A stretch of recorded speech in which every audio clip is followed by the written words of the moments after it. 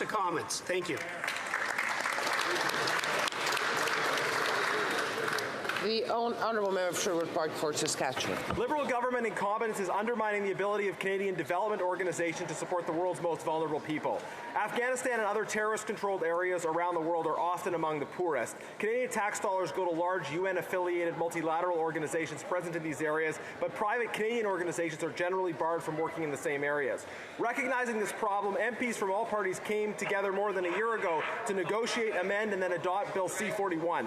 Not perfect, but this bill created an authorization regime to allow private organizations to go work in these hard-hit areas. We understood the urgency of getting this assistance to Afghanistan before another winter. Unbelievably, these Liberals have failed to implement this bill for over a year. No authorization, no applications, no help. What a disgrace. The bill had a one-year review deadline, but after a year, there's literally nothing to review. This probably won't make the headlines, but people on the other side of the world will die because Liberal government incompetence blocked private development assistance from getting to them. The Honourable Member from Mississauga East Cooksville. Speaker, let this House of Commons congratulate Carolyn Parish as our newly elected Mayor of Mississauga. Whoa. Mayor Parish's election is a testament to her unwavering dedication, passion, and tireless efforts to serve our community. Throughout Mayor Parish's career, she has demonstrated deep commitment to the people of Mississauga, always striving to improve the lives of residents and making our city a better place for everyone. Mayor Parish, your vision for Mississauga is one that resonates with all of us. A city that is inclusive, innovative, and forward-thinking. We've seen your dedication in action, from your advocacy for housing to your efforts in fostering community engagement and addressing the needs of all citizens. Our Mississauga colleagues and I look forward to our continued collaboration as we build an even brighter future for Mississauga. We're excited to see all that we can accomplish together and the positive impact that you and Council will make on our great city. Congratulations once again, Mayor Carolyn Parish. Here, here. The Honourable Member for Saint-Jean. I would like to celebrate the success of an incredible local athlete. Yannick Lemuel has been an avid track and field athlete from a very young age and has won numerous titles, including world champion in the Masters 60-meter hurdles in Toruń in 2023. But just as important, if not more so, than his individual achievements is his involvement in the community and how he shares and passes on his love of the sport. In Saint-Jean-sur-Richelieu, he passes on his enthusiasm to athletes aged 7 to 78, who he coaches on a regular basis. At École Secondaire du Triolet and Université de Sherbrooke, he mentors promising young athletes. And lastly, at the Marie Rivier School, he works with children with multiple disabilities, for who he also organizes Olympics. Despite his jam-packed schedule, Yannick Lemuel finds time to continue his training and will take part in the Pan American Championships in Cleveland in July and in the World Championships in Gothenburg, Sweden in August. Mr. Lemuel, we wish you all the best for your upcoming competitions. The Honourable Member for Orléans.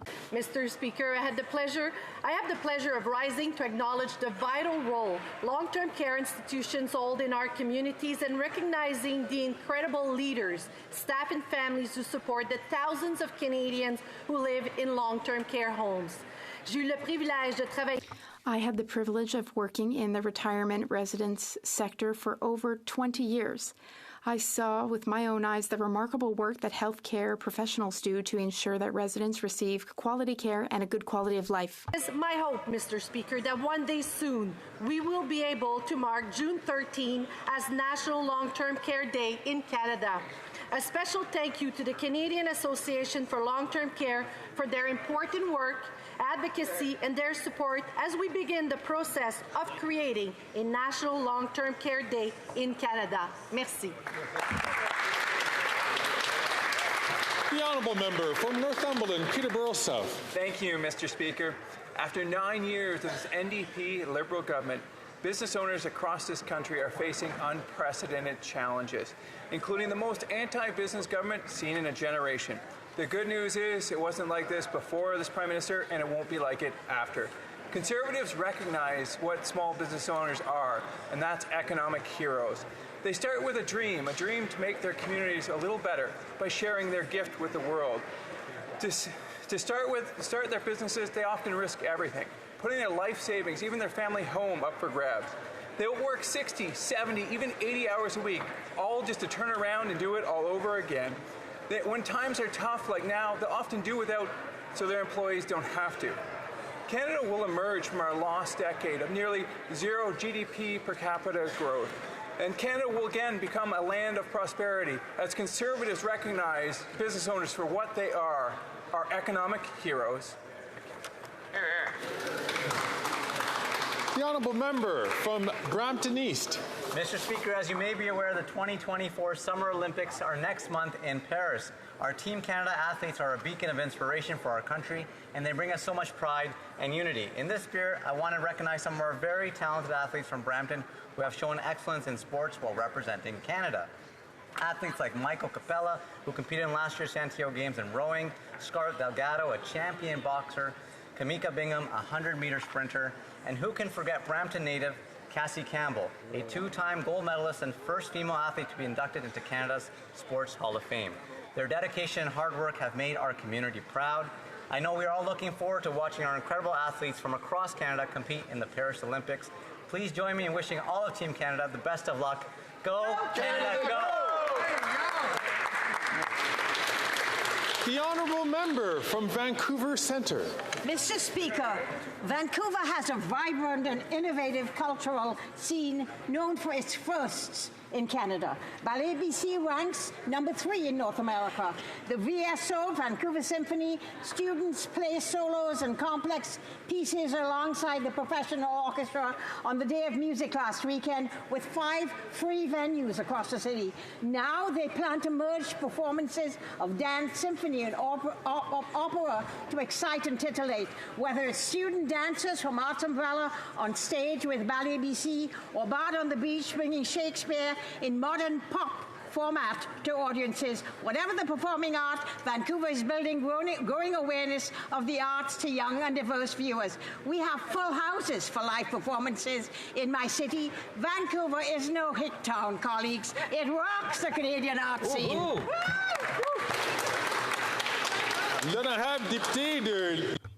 The honourable member for Lévis-Lobinière. Mr. Speaker, the tramway would cost about $28,000 per family in the greater Quebec City area. Can you imagine that this $11 billion bill is scrupulously supported by the Bloc Québécois? Another example among many, they also support the $500 billion in centralizing and inflationary spending by big Liberal government in Ottawa. Mr. Speaker, the Bloc Québécois does not stand for the regions, and it is endorsing the war on cars right alongside this Prime Minister, thus ignoring what people really need. The leader of the Conservative Party of Canada understands and respects people who live in suburbs and regions. Our leader is saying yes to an absolutely necessary troisième lien, third link, just as the previous Conservative government said yes and built the new Champlain Bridge. The common sense Conservatives will continue to respect Quebec drivers by supporting a third link for cars. Metropolitan Quebec and the Chaudière-Appalaches regions, including all of Eastern Quebec, deserve this cross-river link for the economic security of half of Quebec. Let's save our economy. Let's support those who work in the goods and services sectors and who are building Quebec. The honourable member from Whitby. Mr. Speaker, I rise today to give a shout out to Whitby's graduating class of 2024. You're the generation that's going to change the game. Don't just dream big, dream bold. Dream like you're the only one who can change the game because you can. Think about how you can make a difference, how you can leave your mark. You're the ones who will disrupt the status quo, who will innovate, who will create, and who will lead with passion and purpose. You're the ones who will make a difference, who will make some noise, and who will make it happen. As you close this chapter and embark on your next adventure, remember to chase your dreams, embrace new experiences, and never stop learning. Your voice is powerful. Don't be afraid to speak up, to speak out, and to be loud. Canada needs change makers like you, and your time is now. So make your mark, make a difference, and make us proud. The honourable member from King Vaughan. Mr. Speaker, pasta fagioli is an Italian meal served for centuries. Today, with the increase in the price of tomatoes by 63%, it is now a delicacy that is very expensive to make. The Parliamentary Budget Officer told Canadians that the Prime Minister had placed a gag order on his office blocking the release of the economic impact on the carbon tax. As a result of pressure from the common sense Conservatives, the Liberal government was finally forced to reveal the fact that the carbon tax will cost Canadians $30.5 billion by 2030. The Liberals have been hiding this report for years. It's time to clean and release the report. Italian lovers of pasta fagioli want to know so they can continue that tradition. Viva a tutte le italiane! The honourable member from Saskatoon West. Mr. Speaker, after 9 years, this costly coalition simply isn't worth the cost. This incompetent finance minister is squiggling and squirming to find money to pay for her uncontrolled inflationary spending. Her latest idea? Raising taxes on doctors, home builders, entrepreneurs, and farmers. Taxing doctors means it's harder to find one. Taxing home builders means fewer homes. Taxing small business means fewer paychecks. And taxing farmers drives up food costs. Canada's food processor said that to suggest this change only affects a minimal number of Canadians is misleading. It actually affects a lot of businesses, including in the agri-food sector, starting with farmers. Businesses, jobs, doctors, and food production will leave Canada. Everyone left behind will pay the price with fewer jobs and higher costs for everything. This is the opposite of fair. This is unfair. Conservatives will restore Canada to a country where hard work earns powerful paychecks that buys affordable food, gas, and homes in safe neighborhoods. It's time for a change. Let's bring it home. The honourable member from Vaudreuil-Soulanges. Mr. Speaker, any list of great Canadians should include the late Harold Thomas Herbert. Born in England in 1922, Hal served with the Royal Air Force as a fighter pilot during the Second World War, service that earned him the Distinguished Flying Cross. En 1948, in 1948, he moved to Canada, where he settled in a small town called Hudson and started a family with the love of his life, Marion Lemieux Hébert. He ran in the federal election and, in 1972, won a seat in the House of Commons, representing the riding of Vaudreuil, the same riding I proudly represent today. Adding to his legacy, Mr. Speaker, was this. In 1982, he tabled a private member's bill that received royal assent to formally name July 1st Canada Day. The change from Dominion Day, he felt, would serve to bring Canadians together, Anglophones and Francophones, in his riding of Vaudreuil-Soulanges alike. To honor his achievements, this July 1st, the town of Hudson will add Hal Herbert's image to the Canada 150 mural and honor him in a ceremony, a fitting tribute to a good man who devoted his life to serving those around him. Happy Canada Day, Hal! Happy Canada. The honourable member from Nanaimo, Ladysmith. Mr. Speaker, living with a disability should not mean being legislated into poverty. Yet this is exactly the reality for too many. In my riding of Nanaimo, Ladysmith, I hear the heartbreaking stories of people choosing between life-saving medication or food on the table, between a roof over their heads or covering the cost of transportation. Mr. Speaker, over 1 million Canadians live with disabilities. Because of the advocacy of many and the NDP along their side, there was a glimmer of hope, yet short-lived, because despite the Liberals' promise to lift Canadians with disabilities out of poverty, they most definitely have not. $6 a day, Mr. Speaker, does not even scratch the surface of what is needed. People living with disabilities deserve to live with dignity and respect. We have an opportunity to lift Canadians out of poverty. I will continue to work day in and day out to represent my constituents, but I'm not alone. The NDP will work for people living with disabilities to make sure no more people living with disabilities are living in poverty. Thank you. L'honorable député de Drummond. The honourable member for Drummond. And to think that on Monday morning, we're still going to have to get up, but our mornings will never be the same. After 30 years of AM shows and 20 years at the helm of the most listened to program in Quebec and in all of Canada, Paul Arcan is leaving the incredible, legendary 98.5 morning show, Puisqu'il faut se lever. But don't worry, He is not retiring. He is just leaving to take on new challenges. Paul Arcan is always connected to his leaders, always in tune with Quebecers, politicians, many of them here in this room, decision makers, leaders of all stripes. Everyone who appeared on his show knew that they had better watch their step and choose each and every word carefully. There's no room for double talk, intellectual shortcuts, or half-truths with Paul Arcan. He was all about getting to the bottom of things, and what a bandmaster. What a great team that succeeded in captivating us day after day after day for 20 years. Thank you, Paul Arcan, for these incredible years. Thank you for always being there with us and for us. May your future be bright and full of new projects. We can't wait.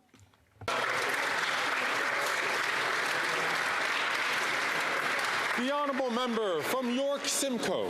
Mr. Speaker, after 9 years, Canadians can be forgiven for thinking it can't get much worse than this. But this NDP Liberal government has proven them wrong again. This time with a job-killing tax hike on small businesses, farmers, healthcare, and home building. Experts have called it misleading to suggest this change only affects a minimal number of Canadians, when it actually affects countless small businesses, including farmers. This tax hike puts the family farm across Canada at risk, jeopardizing the backbone of our agricultural sector. It will result in even higher grocery costs. This economic vandalism is the last thing our country needs. Instead, Conservatives will restore the promise of Canada by making our taxes lower, simpler, and fair for farmers and all Canadians.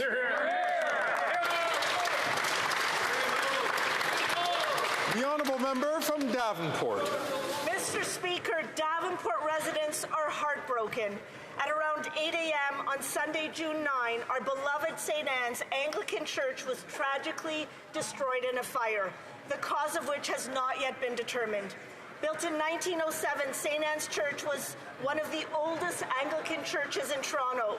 It was not only an architectural triumph, but also a rebel of its time.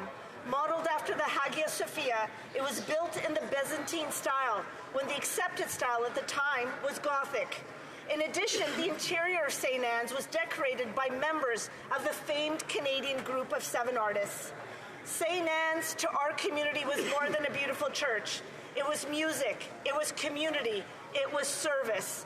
My heart goes out to Reverend Don Bayers, the St. Anne's congregation, and the entire community for this tragic loss.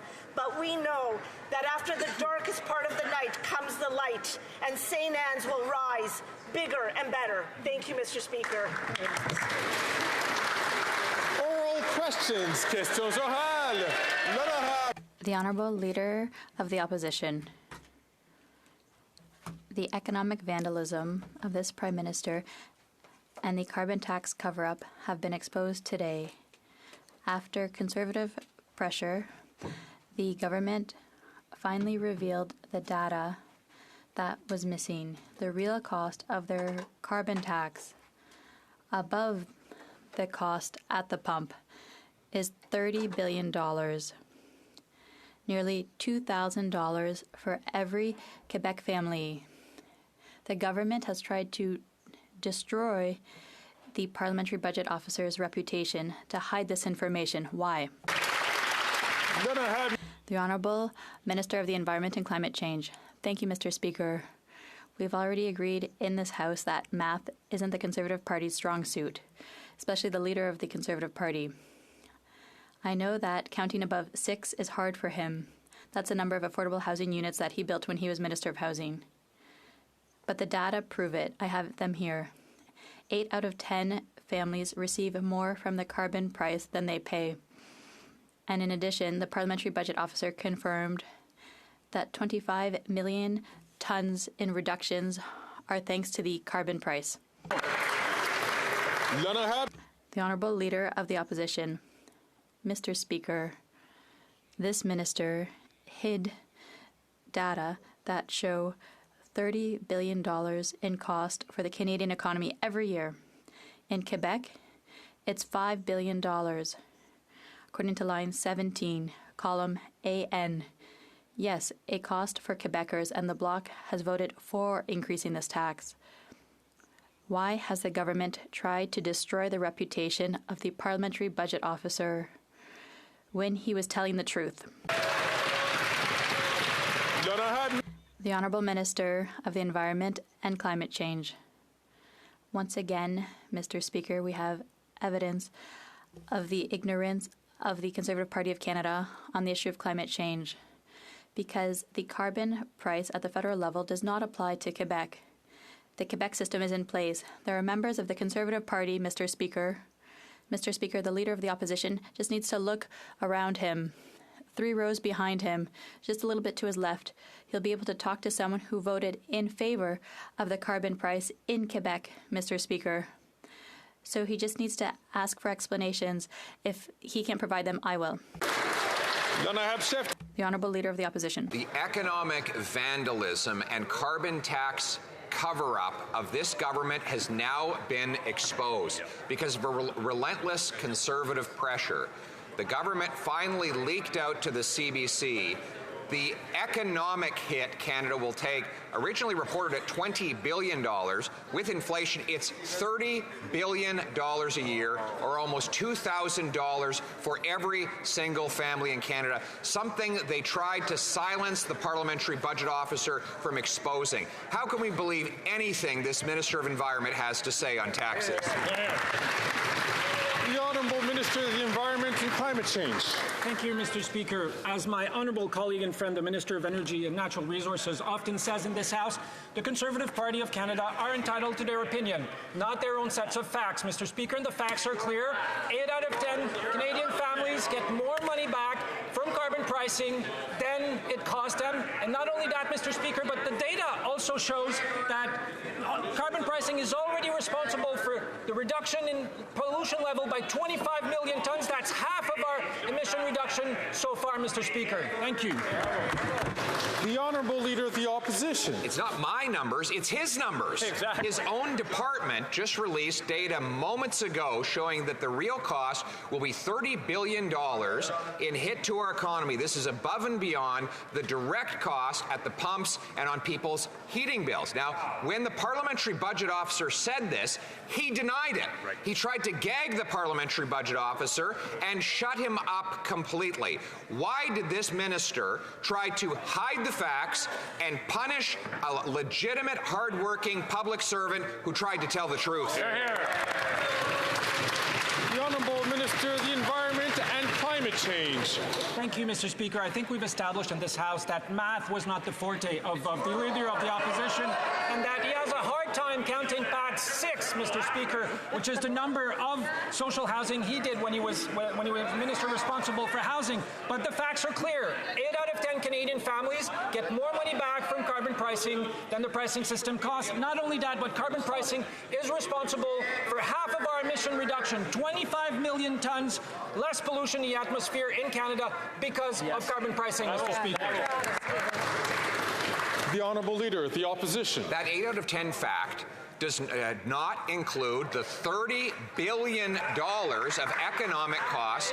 That is $2,000 of additional costs for every single family. When we exposed that, he denied it. When the parliamentary budget officer reported on it, they attacked him and tried to gag him. Mr. Speaker, that minister is not worth the economic vandalism. We cannot believe a word he says about taxes. He needs to resign. When will the Prime Minister fire him?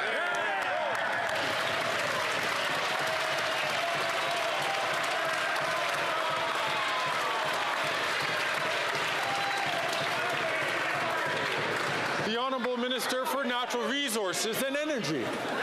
Thank you, Mr. Speaker. I noted in the discussion yesterday the Leader of the Opposition's newfound respect for economists. But let me tell him, 300 economists in addition to the PBO say 8 out of 10 Canadians get more money back. It works directly inverse to income. This Leader of the Opposition ignores the costs of climate change. Mr. Speaker, here are the facts. His climate plan is to let the planet burn. It is to ignore the economic opportunities associated with the energy transition.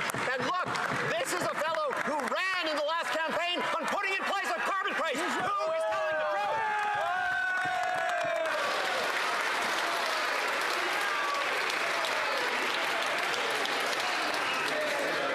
truth? Order.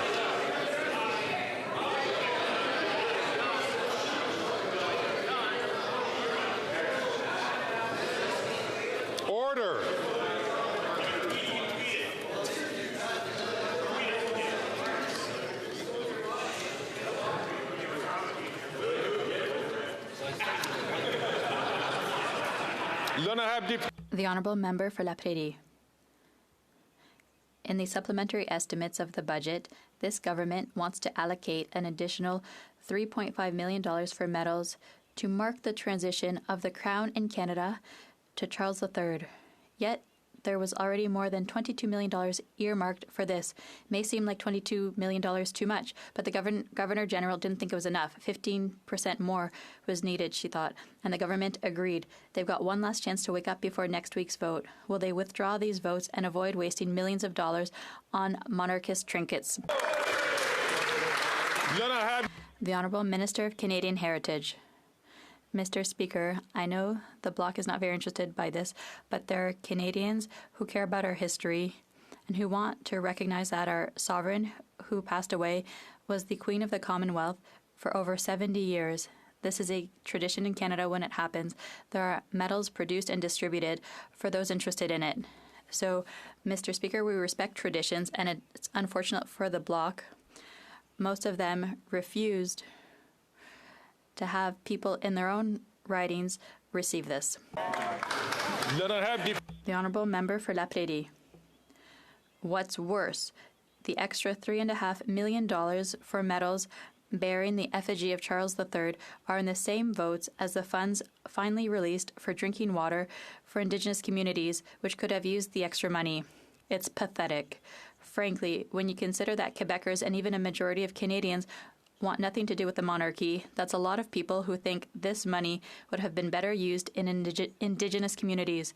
Will the government withdraw this money from the votes while there's still time? The Honourable Minister of Canadian Heritage. Mr. Speaker, we see that the Bloc is still looking to create arguments with these stories. But people in their own ridings, there are a number of them who would like to be able to mark the transition in the monarchy. They won't be able to because they've decided ideologically to deprive their constituents of these medals. We offer them across Canada. It's really unfortunate for my Quebec friends. Thank you, Mr. Speaker. The Honourable Member for Rosemont-La Petite Patrie. Mr. Speaker, all the experts agree. Everyone agrees. The third link for cars is not a good project. It's too expensive. It will pollute, all of that to save 5 minutes in traffic. We know that for the Bloc and the Conservatives, it doesn't matter. They support it. But for the NDP, the third link is a no-go. A viable, green, and efficient solution is the tramway. Can the Liberals guarantee that not a single public cent, not a cent, will go to the third link, but instead, investments will go to environmentally friendly solutions for Quebec City like the tramway? The Honourable Minister of Transport. Mr. Speaker, I'd like to remind my colleague from the NDP that this is a provincial discussion, a provincial project. What the Government of Canada has said is that we will always be there for transit projects. Why? Because that's the way of the future. The Conservatives want to eliminate transit projects. They don't believe in that. They don't believe in fighting climate change. They do absolutely nothing. Whereas we support transit projects. The Honourable Member from Nunavut. For decades, Liberal and Conservative governments have ignored Indigenous people's needs. As a result, the infrastructure gap is at billions of dollars. The Liberals committed to closing the gap by 2030, but have committed less than 1%. This is just pennies. Indigenous peoples deserve the same housing, roads, and clean water as others. When will the Liberals follow through on their promises and close the gap so Indigenous peoples can thrive? Hear, hear.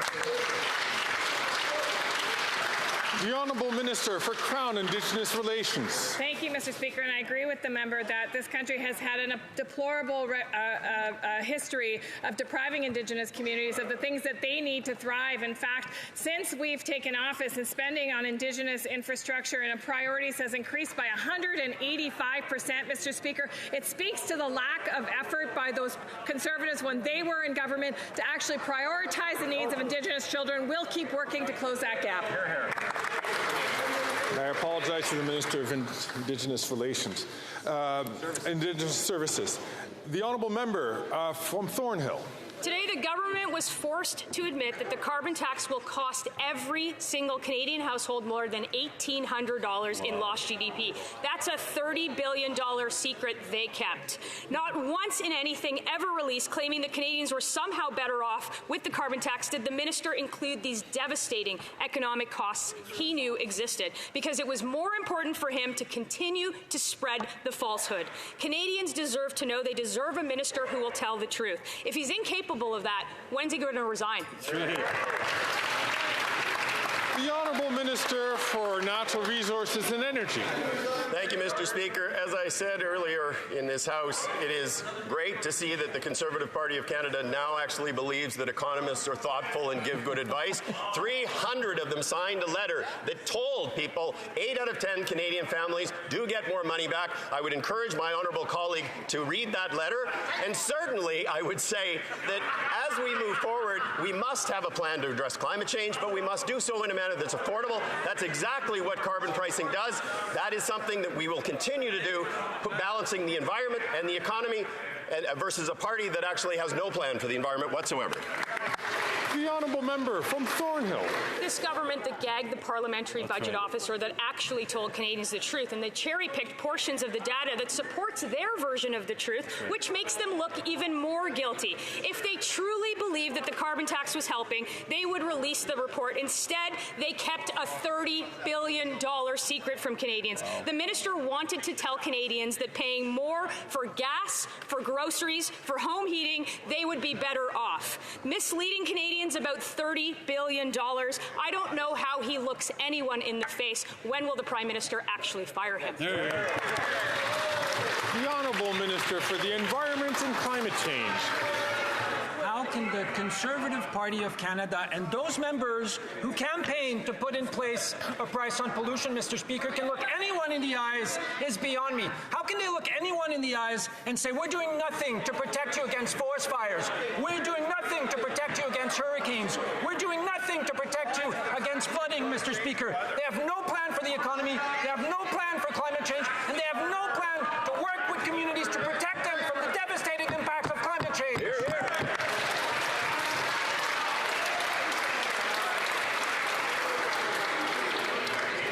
The Honourable Member from Haldimand, Norfolk. Mr. Speaker, this government tried so hard to hide the truth that the carbon tax was driving up the cost of everything in Canada. The parliamentary budget officer even had to call them out for blocking the release of their own economic impact report. They were literally forced to release the report. And now we all know that each Canadian family is losing at least $1,800 a year, and there's no rebate for that. So when will this Environment Minister finally resign for misleading Canadians? The Honourable Minister for Natural Resources and Energy. I would encourage my honourable colleagues on the other side of the House to actually go and talk to the PBO, to talk to economists, to talk to the 300 economists who have said 8 out of 10 Canadian families get more money back, and it's those that live on modest incomes that actually do the best. But I would say the collective amnesia that actually exists on the other side of the House is the pinnacle of hypocrisy. Every one of those members, including the member opposite who asked the question, campaigned on putting in place a price on pollution. It is hypocrisy.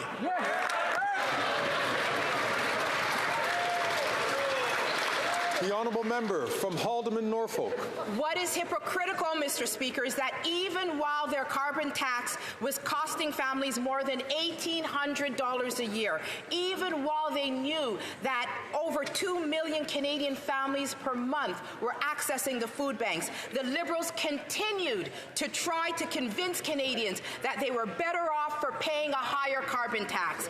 An $1,800 tax is a lot of money to many Canadians. So, when will this Liberal government give Canadians back their money and fire the Environment Minister?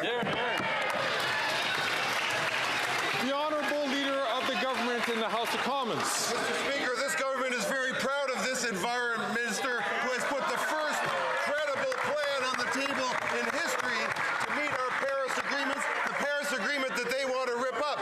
No surprise, they've gotten all of the data today that shows that 8 out of 10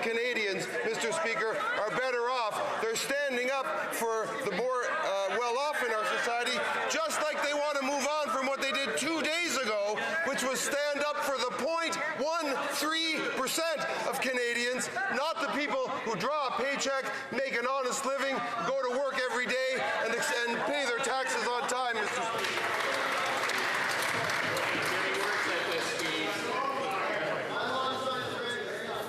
I know all members are excited to be returning to their ridings for the weekend, but I'll ask if we could, to move things along quickly, I'll ask members only to take the floor when they have recognized by the chair. The Honourable Member for Mégantic-l'Érable. $30.5 billion. $30.5 billion per year. That's what the Bloc Liberal tax is costing our economy every year. That's nearly $2,000 in cost per family that the Minister of the Environment wanted to hide. The Minister of the Environment knew it. He voluntarily hid the numbers from Canadians. After having voluntarily hid those numbers, will the Minister of the Environment have the courage to stand up before all Canadians and resign for not having told them everything? The Honourable Leader of the Government in the House of Commons. Mr. Speaker, this member from Quebec will never, never do what the Minister of the Environment, also from Quebec, has done for Canada by presenting a credible plan to reduce greenhouse gas emissions and will respect the Paris Agreement. The Paris Agreement they want to withdraw from. It's no surprise that this member wants to withdraw us from a plan that favors 8 out of 10 Canadians and will help us reach our targets on climate change, Mr. Speaker. That member should be ashamed. The Honourable Member for Mégantic-l'Érable. He's quite right. Never, ever will I hide $5 billion in costs for a carbon tax from Quebecers, because that's exactly what the Minister of the Environment has done. In his own documents, line 17, column AN, the carbon tax costs Quebecers $5 billion per year. The tax supported by the Bloc Québécois. Mr. Speaker, after wanting to make fun of the parliamentary budget officer who was telling the truth, we know now, will the Minister of the Environment step down? The Honourable Minister of the Environment and Climate Change. Mr. Speaker, on this side of the House, we will never be ashamed of being there for Canadians, standing up for their rights to clean water, clean air, a high-quality environment, as opposed to the Conservatives. The ignorance of the Conservative Party on this issue, Mr. Speaker, is boundless. He just needs to look around him. If he speaks to the member seated behind him, she can explain that Quebec has its own carbon pricing system before the federal government did. And there are many Conservative members who voted in favor of carbon pricing at the provincial level. This is nonsense.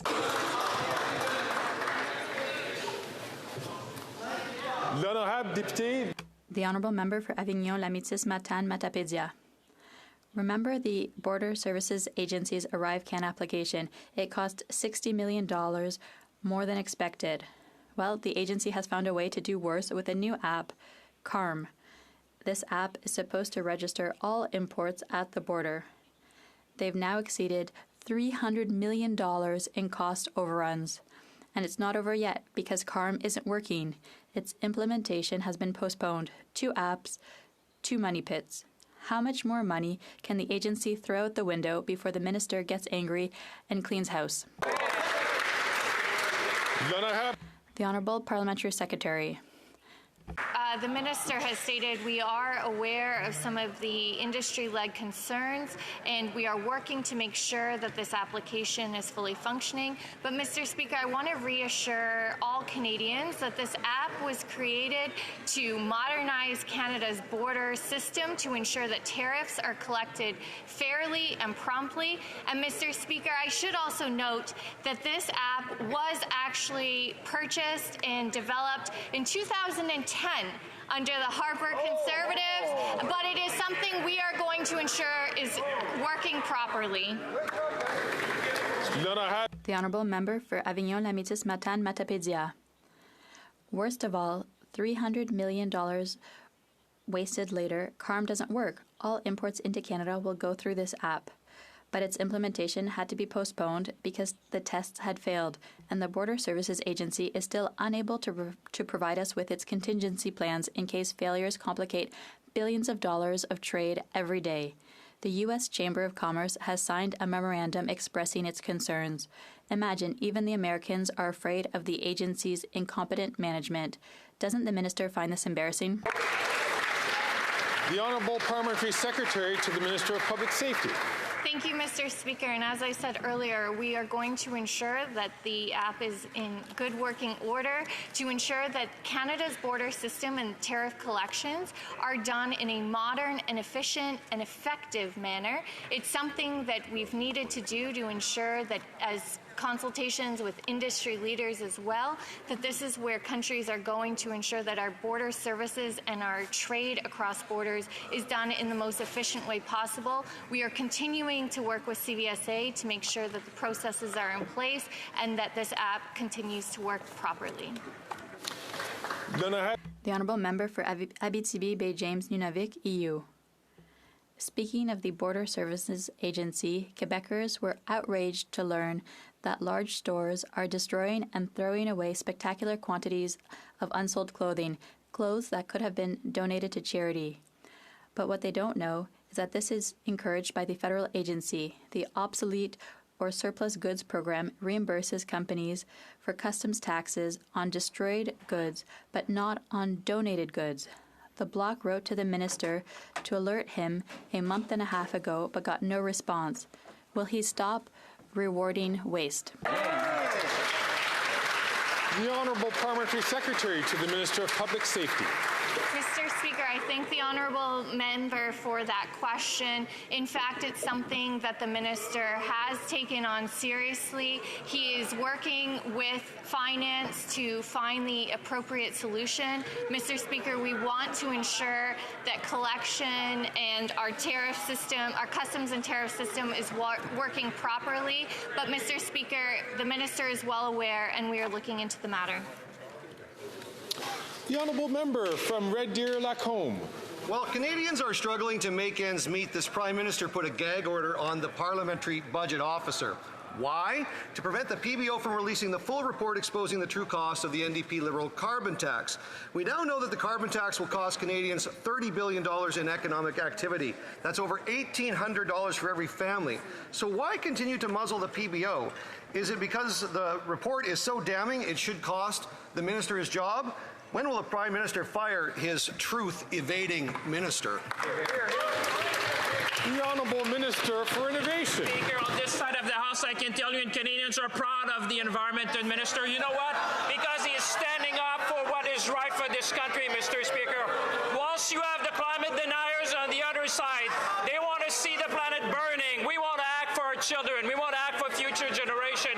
Mr. Speaker, 8 family out of 10. 8 out of 10. We know it's tough to go beyond 6 for these guys. It's just 6 plus 2. That gets to 8. 6 plus 4 gets to 10. 8 out of 10 will get more money, Mr. Speaker. We'll fight for Canadians at every step of the way. We'll fight for climate change, and we'll fight for our children, Mr. Speaker. The Honourable Member from Red Deer Lacombe.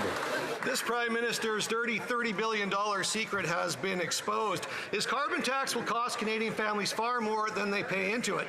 That's money out of the pockets of people trying to feed their kids, heat their homes, pay their rent, and fill up their cars. So why are the Liberals so afraid of releasing the full report? Why is the budget officer muzzled? If the NDP Liberals won't end the cover-up, tell the truth, and release the full cost of the carbon tax, then the minister should resign. Why won't he get to it?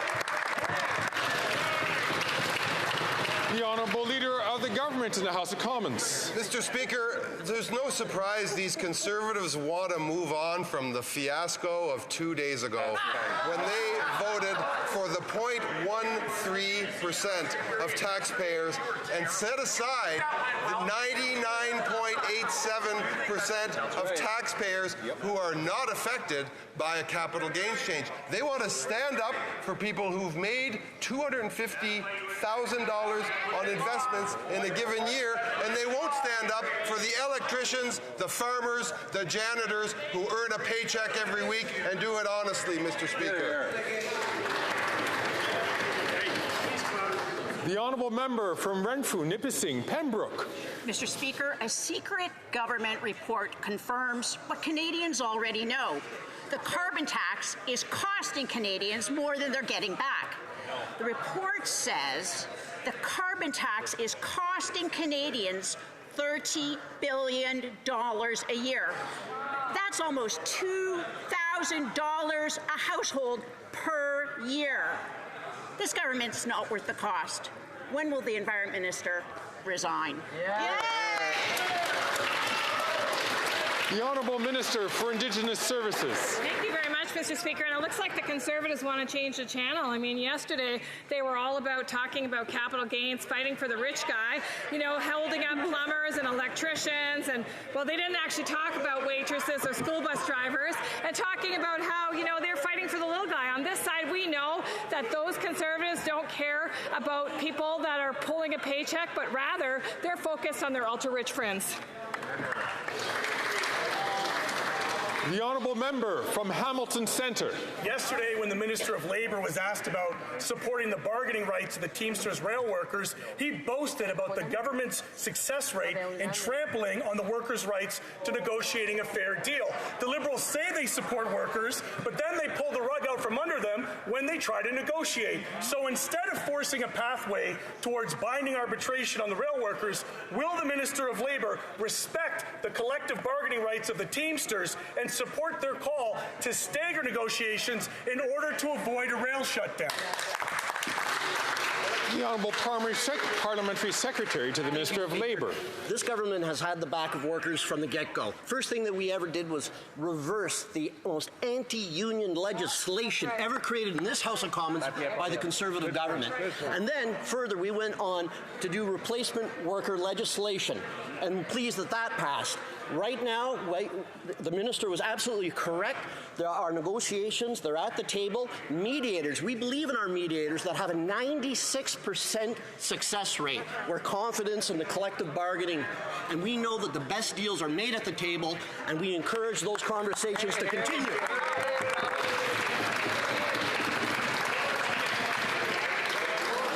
The honourable member from Edmonton, Strathcona. Mr. Speaker, today the UN released their annual report on children in armed conflict. The report verifies cases of war crimes against children in Gaza, West Bank, and Israel is more than anywhere else in the world. It is an appalling and alarming confirmation of the grave violations taking place.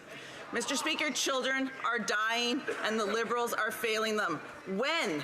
What date will the government finally impose sanctions on those responsible for violence against children, including Netanyahu's war cabinet? Hear, hear, hear.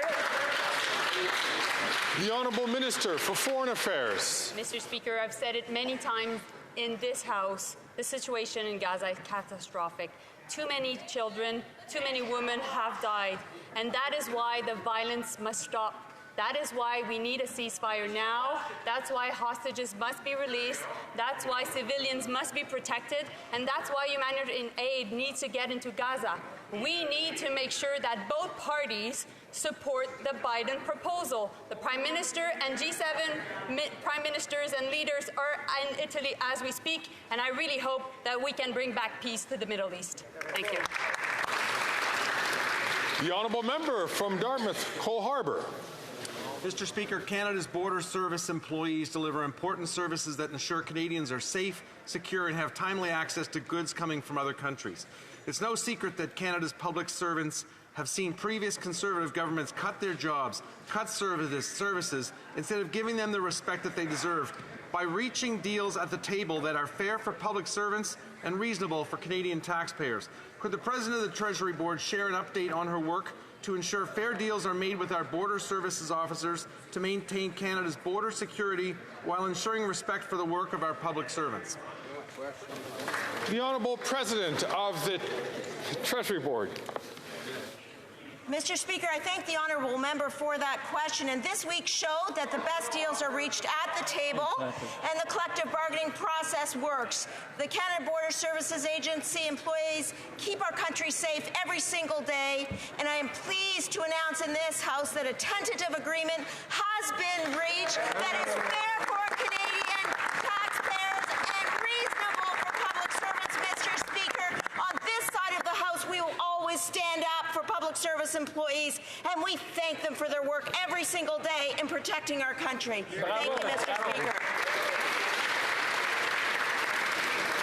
The Honourable Member from Cypress Hills, Grasslands. Mr. Speaker, after 9 years with this NDP Liberal Prime Minister, he has developed an extreme obsession with taxing farmers. First it was the carbon tax, now it's the capital gains tax increase. That means that a 74-year-old farmer back home who has worked his whole life will struggle to pay off his debts and enjoy his retirement. And it makes things even harder for the next generation of farm families. Without the family farm, big multinational conglomerates will take over. How is that fair for Canadians? Yeah! The Honourable Leader of the Government in the House of Commons. Mr. Speaker, the Conservative leader doesn't stand with workers, and he certainly does not stand with Canada's farmers. It's shameful the Leader of the Conservatives hides behind farmers and workers to justify his opposition to our plan for tax fairness. We are, in fact, increasing the capital gains sheltering for farmers by boosting the lifetime exemption for qualified farming properties to $1.25 million per owner. And when combined with the $250,000 threshold, farmers are going to be better off. We are standing up on this side of the House for Canada's agriculture. They're standing up for the 0.13%, Mr. Speaker. The Honourable Member from Cypress Hills, Grasslands. Well, Mr. Speaker, farmers are supposed to feed families, not the Prime Minister's extreme obsessions. Right. This new tax is devastating for everyone from farm to table. Canada's food professor said yesterday, to suggest that this change only affects a minimal number of Canadians is misleading. I think it actually affects a lot of businesses, including in the agri-food sector, and I would start with farmers. Mr. Speaker, we need to keep family farms alive, but now they're under attack by these Liberals. How is that fair, and how can the Ag Minister sit quietly and let this happen? Yeah. The Honourable Leader of the Government in the House of Commons. Mr. Speaker, the Leader of the Opposition hasn't seen a hay baler or the top of a combine in his life. And what we've done is, over here, is made it better for farmers by increasing the lifetime exemption and extending new provisions to farmers to ensure that that capital gains do not affect them. Farmers will in fact be better off under this plan for tax fairness, just like waitresses, just like airline stewardesses, just like janitors, just like electricians, just like plumbers, just like 99.87% of Canadians, Mr. Speaker. Then I had the Honourable Member for Beauce. Mr. Speaker, after 9 years, this government and its Bloc Québécois partners have found a new way to hurt our farming sector by voting this week to increase capital gains taxes. While one farming family out of 5 isn't able to pay back their debts, this punitive tax measure will make it even harder for them to sell their lands or transfer them to a family member. Farmers weren't even consulted. So how does this measure make the situation more fair for farmers? The Honourable Government House Leader. Mr. Speaker, the Leader of the Opposition doesn't know how to milk a cow, and he doesn't know how to protect farmers. We've put new limits in place, Mr. Speaker, to ensure that farmers are better treated under our plan because there's an increased exemption for farmers. We know that the next generation of farmers is a major issue in Canada, and I would encourage the member to get better informed because farmers will do better under this Liberal plan. The Honourable Member for Beauce. Mr. Speaker, once again, proof that this government is completely disconnected, and I've been milking cows for my entire life. I can confirm that in committee, the Minister of Agriculture admitted that his department was not consulted on this new tax. Many owners of small and medium-sized businesses in my riding have also reached out to me over the last couple of weeks, like Louis from Saint-Joseph, who is going to be very hardly affected by this change when he transfers his business to his daughter. The Liberals and the Bloc are not worth the cost. So, once again, how is this fair? The Honourable Minister of Innovation. Mr. Speaker, what Canadians understand, and particularly farmers in Quebec, is fairness.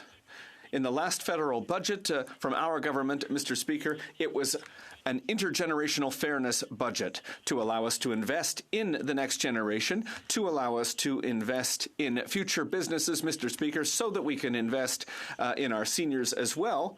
But the Conservatives, surprise, surprise, have voted against tax fairness, Mr. Speaker. I know that farmers have a big heart. I know that farmers are thinking about the next generation. I know that farmers want to have a better Canada.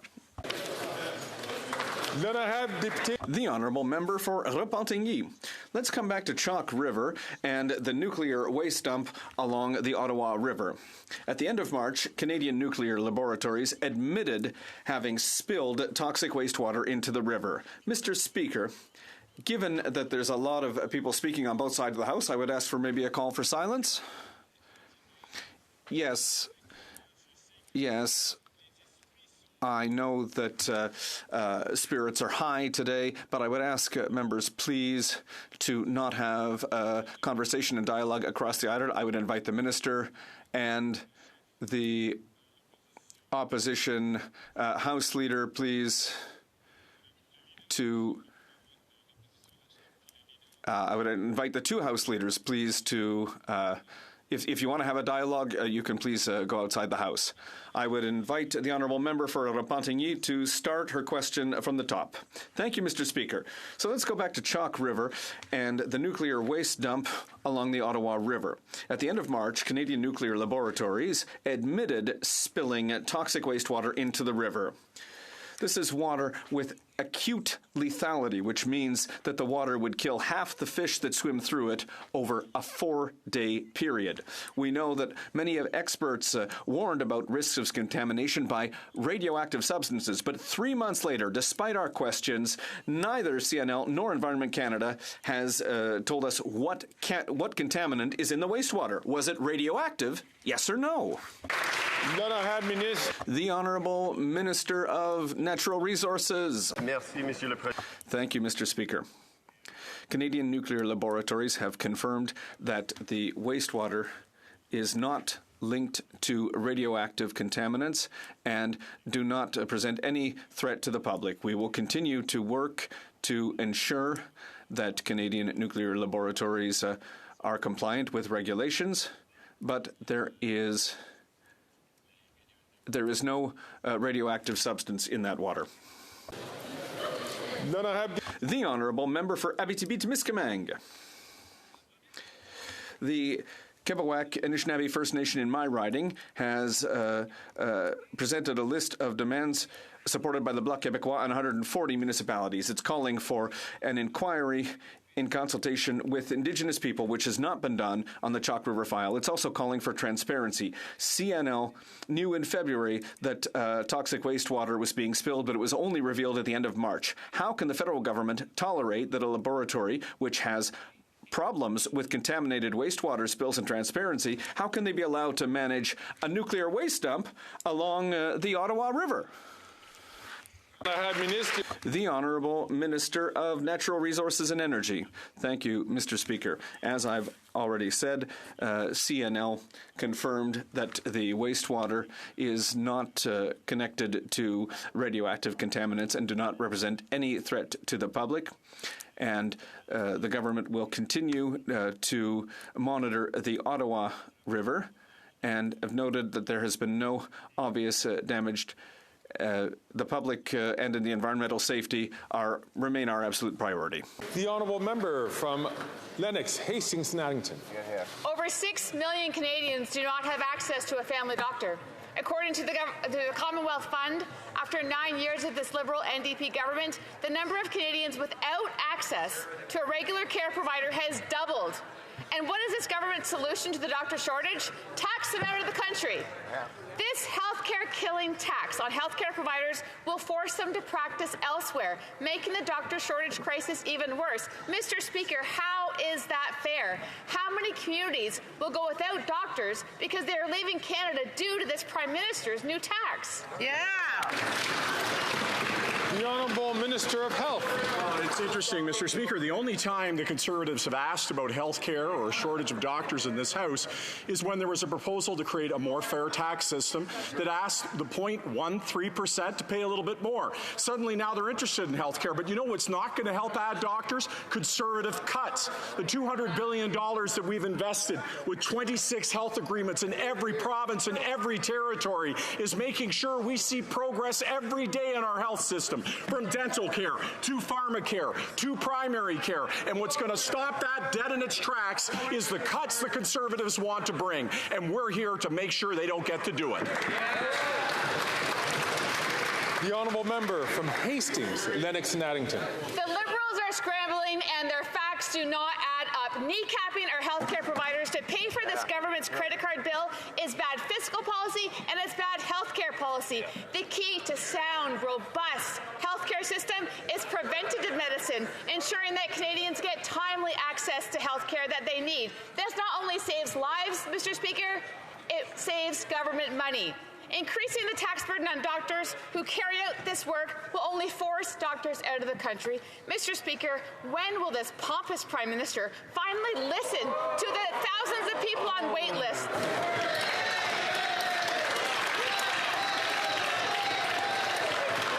As the Honourable Member is a well-respected member of the House, I'm just going to ask her very quickly just to withdraw that one word because it does refer to an individual member. I'll withdraw, thank you. And I thank the Honourable Member for doing so. The Honourable Minister of Health. Well, Mr. Speaker, when you're out of arguments, you turn to insults. And asking the 0.13% to pay a little bit more so that we can have fairness and equity in our tax system, making sure that a nurse doesn't pay a higher marginal rate of tax than a millionaire. Mr. Speaker, that is fundamentally unfair. But you know what will kneecap our healthcare system, Mr. Speaker? The 200,000 seniors now in just 6 weeks have got dental care. The Conservatives want to take that away. Pharmacare, making sure that a diabetes patient gets the medicine that they need. They want to cut that, Mr. Speaker. That will kneecap our healthcare system. We will not allow that to happen. The Honourable Member for Portneuf-Jacques-Cartier. Mr. Speaker, it's unfortunate the Minister of Health does not realize that after 9 years there's a major historic crisis. There's a lack of doctors in Canada under this government. Now, in changing the tax rules, this government is having an impact on Canadians. In this economic chaos that they've created, the Liberals have decided to increase the capital gains tax. They say that they want rich people to pay more, but that's camouflage, Mr. Speaker. The list of Canadians without a doctor is going to go up, not go down, because doctors are going to leave. In Quebec, already 2.3 million people don't have a family doctor. What does the Minister of Health say?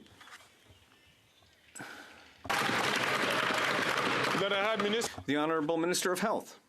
Well, I can say clearly, Mr. Speaker, that a more fair, a more equitable system where a nurse doesn't have to pay a higher tax rate than somebody who has millions and millions of dollars, that's just logical. And it's absolutely clear that the thing that is threatening our health care is the cuts in essential investments in improving our health care system. And, Mr. Speaker, we are going to protect our health care system. That is our goal. The Honourable Member for Vaudreuil-Soulanges. Mr. Speaker, after a decade of chronic underfunding from the Conservative government, our government has made historic investments in housing and infrastructure for communities from coast to coast to coast. Earlier this week, our government concluded a $2.8 billion agreement with Quebec, which will help municipalities revitalize critical infrastructure and support housing projects through the fund the Canada Community Development Fund. Can the Minister please explain how this funding will help communities across Quebec build more housing more quickly? The Honourable Minister of Canadian Heritage. Thank you, Mr. Speaker, and I'd like to thank my colleague from Vaudreuil-Soulanges, who understands the extent to which it's essential to invest in our community infrastructure and in housing for Quebecers and Canadians across the country. The recent agreement with Quebec, which guarantees $2.8 billion over the next 5 years, including $535 million this year to help build housing and also build that housing more quickly, is good news. Meanwhile, the Leader of the Opposition is finding excuses to fight tax fairness. We will continue to deliver help so that all Canadians and their families can get ahead. We have a plan to help build housing in Quebec. They have a plan to insult local leaders, create conflict, and build no. The Honourable Member from Durham. Mr. Speaker, last week we learned that Canadian rents are at an all-time high, averaging $2,200 a month. And it's only going to get worse. The Canadian Federation of Apartment Associations says the new Liberal capital gains tax will discourage construction of new rental homes. The NDP Liberal government is crushing the prospect of bringing new rental units into our communities. What part of that says generational fairness? Hear, hear. The Honourable Parliamentary Secretary to the Minister of Housing, Infrastructure and Communities. Mr. Speaker, we say that the Conservatives don't care, and here's proof. This tax change would allow for more revenue to be directed to child care, farmer care, dental care, and measures to address the housing crisis. In fact, I direct the new member, and he is a new member, to look at their housing plan, which actually would tax home builders. So today when he raises concerns about home building and taxation, it's their plan that's the problem, Mr. Speaker. We have a plan. We're going to put in place that plan. We're going to solve the housing crisis. Here, here. The Honourable Member from Durham. Mr. Speaker, the president of the real estate company RE/MAX agrees that the Liberals' spin on their new tax hikes are bogus. I'd like to quote him, if I might. The federal government has been vocal about this only targeting the wealthiest of the wealthy. It's just not true. Wow. I think that is going to penalize more average Canadians than were intended. So my question is very simple. When will this government take the housing crisis seriously and stop letting down an entire generation of Canadians? Hear, hear. The Honourable Parliamentary Secretary to the Minister of Housing, Infrastructure and Communities. Mr. Speaker, this government has put in place a policy to lift GST off of the construction of purpose-built rentals. They want to maintain GST on the construction of purpose-built rentals. You won't get more apartments built that way, something that was verified at the House of Commons Committee responsible for housing just a few days ago when the Conservatives raised this point. Furthermore, if he wants to talk quotes, he can go back to the proceedings of the Federal Finance Committee meeting a few months ago when their housing plan was studied by the Department of Finance that showed that their plan will lead to less homes built, Mr. Speaker. The Honourable Member for Lévis-Lotbinière. Mr. Speaker, the housing crisis, which is directly caused by Liberal incompetence, is affecting the entire country, and the Liberal Bloc coalition believes that taxing honest home builders is going to fix the situation. But it's simple. If you tax home builders, there are going to be fewer homes built, and the price of housing is going to go up. It's unfair and counterproductive. Mr. Speaker, how is it fair to increase taxes on housing if you want to build more houses? The Honourable Government House Leader. Mr. Speaker, a little bit of pedagogy for the member who probably didn't read the Conservative Party's own plan when it comes to rental housing. Their position, believe it or not, is to keep GST on construction projects for purpose-built rental housing. Is unbelievable, but true, Mr. Speaker. I've been talking to people in my community, people who are building apartment buildings, and they say it makes the difference between profitability and the non-viability of projects. The Conservatives want to put GST back on building rental housing. The Honourable Member from Coquitlam, Port Coquitlam. Here, here. Mr. Speaker, while the Conservative leader attacks our BC mayors, we're working with them to build more housing faster. The Housing Accelerator Fund is investing in the most ambitious places to solve the housing crisis and deliver fairness for every generation. This includes in my community, where we are investing over $25 million to help the city of Coquitlam fast-track thousands of new homes, including purpose-built rentals. Can the Minister of Energy update us on these investments to get more homes built in his community and mine? Good. The Honourable Minister of Natural Resources and Energy. Thank you, Mr. Speaker. I certainly want to thank the member for Coquitlam for his advocacy and focus on getting more homes built faster. The Housing Accelerator Fund is indeed unlocking ambitious action on solving the housing crisis, including in my riding of North Vancouver, where a recent $18 million investment will spur the construction of thousands of homes, very much including renters. Across Canada and BC, hundreds of thousands of new homes are being fast-tracked thanks to investments like these. While the Conservative leader is vowing to rip up these vital agreements, we are working on building homes for the middle class. The Honourable Member from South Okanagan, West Kootenay. Mr. Speaker, the spotted owl is one of Canada's most endangered species, with only one wild-born owl left in the country on the Spuzzum First Nation territory near Hope, BC. The Minister of Environment has the power to protect this species under the Species at Risk Act, but he took so long to make a recommendation on that action that a federal judge found he broke the law. So why do the Liberals delay protecting this endangered species and then refuse to take action? The Honourable Minister of the Environment and Climate Change. Thank you, Mr. Speaker, and I thank my honourable colleague for his question and his advocacy for environmental and climate change issues. I would like to remind him that just a few months ago, we signed an historic agreement with all of the BC First Nations, the Government of BC and the federal government, $1 billion for nature protection to help the province achieve the goals that we have in Canada to protect at least 30% of our lands and water. We will continue working with our partners, whether they be First Nations, the Government of BC, to ensure that we can protect more species and more habitat. Thank you, Mr. Speaker. The Honourable Member from Spadina, Fort York. Mr. Speaker, reports confirm what everyone knows. This out-of-touch government and this 23 missing in action Toronto MPs seem to have missed, which is Torontonians are struggling. The Liberals have a new buzzword to gloss over their mismanagement. It's called fairness. Mr. Speaker, there's nothing fair in having more unemployed in Toronto than all of Quebec. Excluding the pandemic, unemployment is the highest since 2015, when the architects of incompetence stumbled into power. Over 1.26 million Canadians have missed a mortgage or credit card payment in first quarter 2024. Mr. Speaker, when the banks call, do Liberals advise Canadians to just say boo-hoo, get over it? The Honourable Parliamentary Secretary to the Minister of Innovation.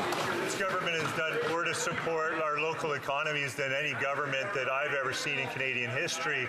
We're stimulating jobs and increasing productivity. We've made major investment in the research ecosystem within our economy that's promoting innovation and creating more jobs for a sustainable future. I couldn't be more proud of this government. I know the member over there is training to become a member of the Conservative Party. I just hope the leader of the official opposition will finally accept him.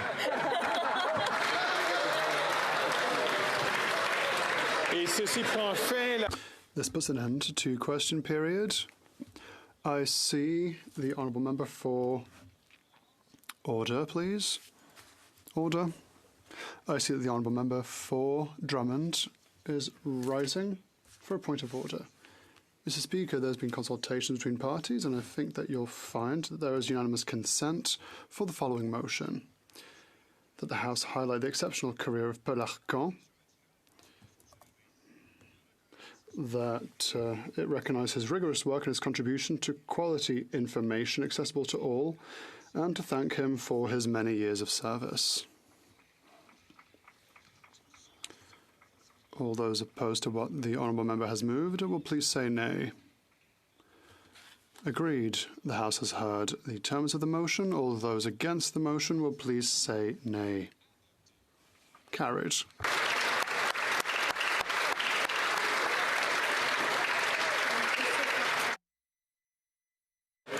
Je vois que l'honorable I see that the honourable member Churchill Kwatinokaski is rising on a point of order. Mr. Speaker, there have been consultations between parties, and if you seek it, I believe you will find unanimous consent for the following motion. That given that 50 years ago the Republic of Cyprus was invaded by Turkey in July and August 1974, resulting in the illegal occupation of 36% of Cyprus and the displacement of more than 150,000 Cypriots, Canada has condemned the invasion, as has the world community, including the United Nations, through Resolution 360 of the UN Security Council. Canada played a key role as a peacekeeper in Cyprus between 1964 and 1993. That this House pay tribute to the 33,000 Canadian soldiers who put their lives on the line and honor the memory of the 28 Canadian soldiers who died during the deployment in